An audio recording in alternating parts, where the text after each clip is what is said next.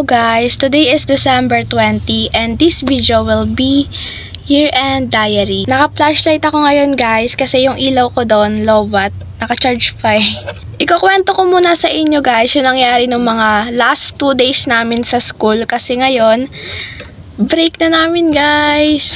Okay, so magi-start ako ng December 18. Late na kaming nakauwi nito, mga 7 PM, kasi nag-design kami ng room para kinabukasan, year-end party na kasi namin. Na-late lang kami guys umuwi dahil medyo maraming ginugupit. Meron kasi kaming photo booth doon, medyo mahaba yung styro nun. Kaya marami ding papel or marami ding dinidikit doon. Tapos yung mga ididikit pa doon, ginugupit namin. Kasi yung halos printed yung iba. Tapos, para sa photo booth guys, meron pa kaming design sa may board, yung pinakaharap doon. Pero masaya naman guys, nag-enjoy naman ako, nag-enjoy kami. Lalo na nung pababa ng hagdan, bumili kami kasi noon ng glue stick. Jiro, anong time check? Time check po, 6:20 na po guys. So, andito pa rin kami sa school.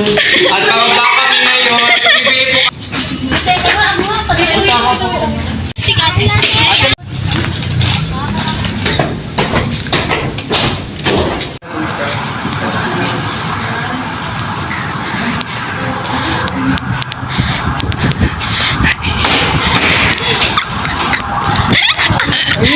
Hinahawakan ko pa yung flashlight guys. Naalala ko meron pala akong tripod.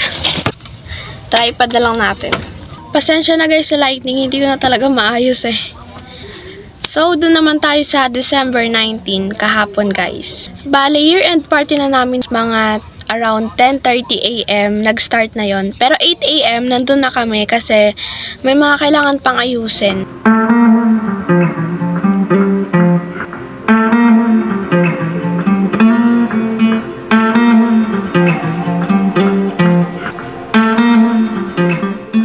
Tapos, nag-start yun sa mga ilang palaro.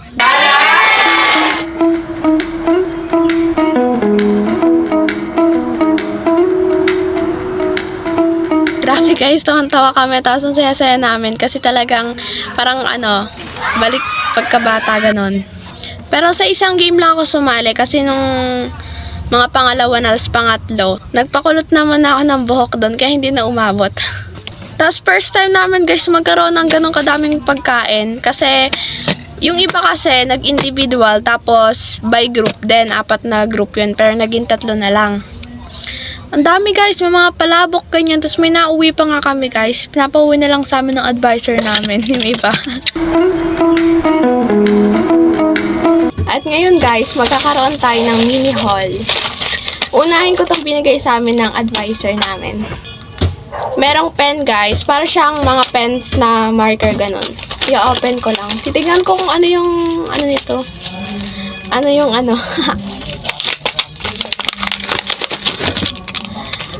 Okay, so 6 color siya. Blue, yellow, black, blue. Ito yung light blue, tapos ito yung blue. Tapos may orange tapos red. Yung mga tumulong ng 18 guys sa pag-preparation. Binigyan ng teacher namin. Yun guys, tama ko. Marker siya. Tapos, meron din tong kasamang correction tape. Thank you po, Ma'am Jerica. Hindi na kasi ako guys sumali sa exchange gift. Pero meron naman akong gift guys. Pero di na naman natuloy yung exchange gift namin dahil konti lang yung sumali. Then ngayon guys, ito yung i-open ko. Piso deals siya sa Shopee. Nung Monday ko pa yata ito in order guys. Ngayon lang siya dumating, Friday. Sana makapal yung tela nito.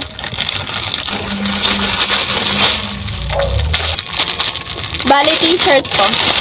Color white. Mama, makapal yung tela ma. Wah. Ito yung sulat guys. To the moon and back. I love you. Ano siya? Para siyang yung pinanood ko guys. Yung I love you. To the moon and back. Ito nga yun guys. Ito. Hindi siya parang ito yun.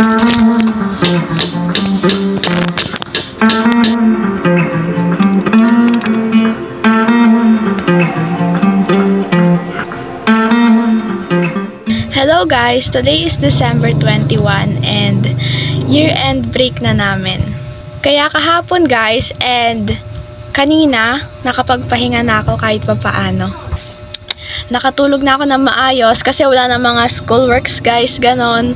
Tapos nakakanood na ako ng mga YouTube video. Ang saya guys, ngayon gustong gusto ko yung mga ganitong break. Kayo ba guys? Break nyo na rin ba? After ilang months yun, super tagal talaga. Hindi ko muna iisipin guys yung mangyari sa January kasi start na ng third quarter namin and marami na namang gagawin. So, ngayong araw guys, nakapag-ayos na ako dito sa room ko. Tapos, yung bag ko, naayos ko na rin yung mga papel-papel, ganyan, na itapon ko na yung mga hindi na kailangan. Kaya ngayon guys, para wala na akong iintindihin bukas sa mga ilang araw pa, aayusin ko na yung mga notebooks ko. Lalagyan ko na sila ng label na third quarter. Grabe guys, napakabilis. Third quarter na, tapos di ba mabilis yung school year na to? So, mga March ng katapusan o kaya first week ng April, tapos na yung school year na to. Pero yun guys, ang dami kong dinaldal. Sinabi ko nga, hindi ko muna isipin yung January. Inisip ko. At para wala na rin akong isipin patungkol sa school guys, ayusin ko na yung mga notebooks ko. Usually naman, pagkatapos ng mga quarter, nilalagyan ko to ng mga label. Kung third quarter, ganyan, second. Ang gagamitin ko pang design is yung binigay ng teacher namin na mga pens. Sobrang saya ko talaga guys. After many months. Year-end break na. Pero simple lang yung ilalagay ko na design dito gamit tong mga marker. Kung ano lang maisip ko guys. Ayoko nang masyadong makulay ganun. Tapos yung parang dati kong ginagawa na masyadong maraming design guys. Oh my god guys. Lumalaki na ako. Matanda na tayo guys. Oh my god. Nung second quarter namin, ang design ko lang is super simple.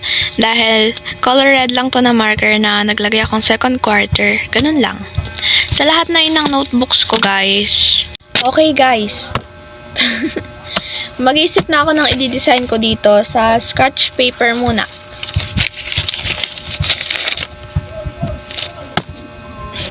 Iniisip ko kung black or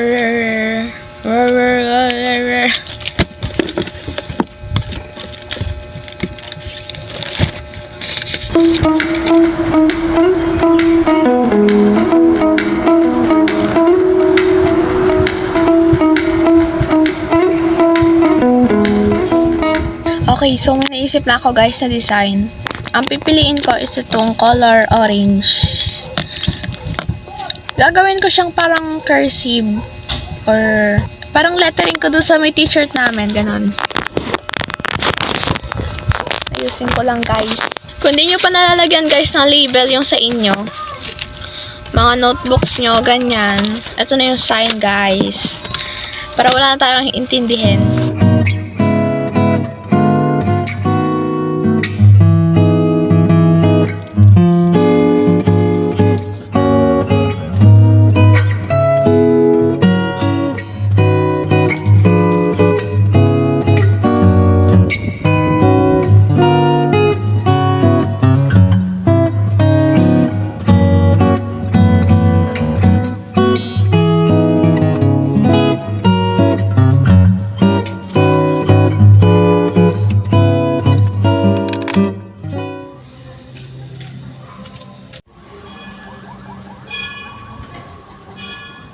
Madam, kamusta madam?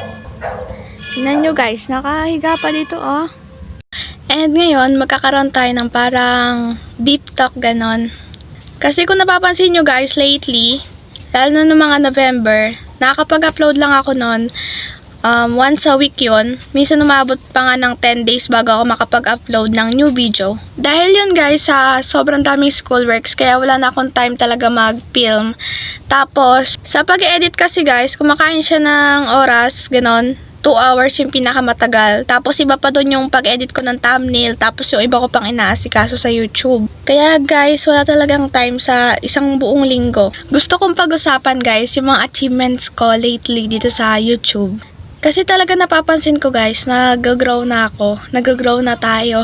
Doon pa lang sa subscriber guys, magsi 6K na ako ngayon. Tapos dati, nung pandemic pa nun, yung 500 na subscriber na nakikita ko sa iba, sinasabi ko, sana ako din kako. Pati yung 1K, kasi nung panahon na yun guys, parang tagal na no. Yung 1K nun, para alam mo yun guys, yung parang sikat na ganon. Tapos sa views guys, ngayon umabot na ako ng 1K views ganon, mga ilang araw. Pero dati guys, yung 100 views, pang yung mga pinakamatagal na 1 week bago ko makuha yon. Napakasaya ko nung umabot na siya sa K views ganon yung mga video ko. Basta lahat guys, parang panaginip ko lang nung pandemic. Kasi as in, kung titignan niyo yung mga vlog ko dati, parang hindi naman ako magiging ganito guys. Dahil nga Erica Slime TV. Erica Slime. Slime kasi yung content ko noon. Tapos naging study vlog, ganon. Naging pang student. Kaya hindi ko guys pinapalitan yung Erica Slime TV ko sa mga nagtatanong. Kasi doon ako nagsimula guys. Pero minsan naisip ko din kasi nga guys, diba lumalaki na ako ganon. Tapos Erica Slime TV pa rin pangalan ko. Pero wala naman ako balak palitan. Wala naman. Ang pinaka natupad na pangarap ko guys is yung ma-monetize ako. Bago ka ma-monetize guys sa YT, grabe. Sobrang daming pagdadaanan guys. Kailangan kasi nun ng 4K watch hour tapos 1K subscriber. Diba? Yung isang oras na video mo, isa lang yun sa bilang ng 4K. Naka 2 years yata ako bago kumaano yung 4K na yun. Tapos, habang nag-apply pa ako sa monetization, nagka-error-error yun guys. Daming error, ang lungkot-lungkot ko nun guys. Pero kakatry ko nun, naging okay siya. Tapos, pagdating ng $10 yata yon, may pinapareceive sila na pin. So, hihintayin mo pa yung sa post office. Talagang galing siya sa post office guys. Kailangan yung pin na yon para magpatuloy yung ads mo. Then, after nun guys, nagkakaproblema na naman, error, ganyan. Tapos, gagawa ka pa ng bank account guys. Pero medyo okay lang din naman sa paggawa ng bank account. Pero pumunta rin kami dun guys sa AUB doon. Doon kasi ako. Yun guys, sobrang dami kong rin pinagdaanan sa YouTube. Pero sobrang saya ko naman guys kasi ang dami nang nagme-message sa akin hanggang sa FB ganon, sa comment section ko. Then, pinaka sobrang saya ko din nun. Pangalawa, yung sa padala guys, 'di ba 3 beses na ako napadalhan. Dati guys, yun yung pinaka-pangarap ko. Meron pa nga akong vlog nun na kunwari may nagpadala sa akin. Pero sa dati ko yung channel. Tapos si Kuya nagpadala ganon kunwari. Pero syempre guys, super duper thankful ako sa inyo. Lalo na sa Panginoon guys. Tapos sa family ko, nagsusupport sa akin ganyan. Sa mga kaibigan ko. Kaya kung gusto niyo rin guys mag-vlog, go lang guys. Mag-upload lang kayo, tapos maghanap kayo ng content, ganyan. Tapos mag-aral kayo mag-edit. Kasi hindi naman ako dati marunong talaga mag-edit. Natutunan ko lang kaka-video ko, ganun. So, yun guys. Advance Happy New Year sa ating lahat. And thank you so much guys. Naka-deactivate pala ako sa FB ngayon. So, mag-email na lang kayo o kaya mag-comment sa comment section ko kung gusto nyo. Bye-bye! Thank you for watching. Ingat kayo palagi.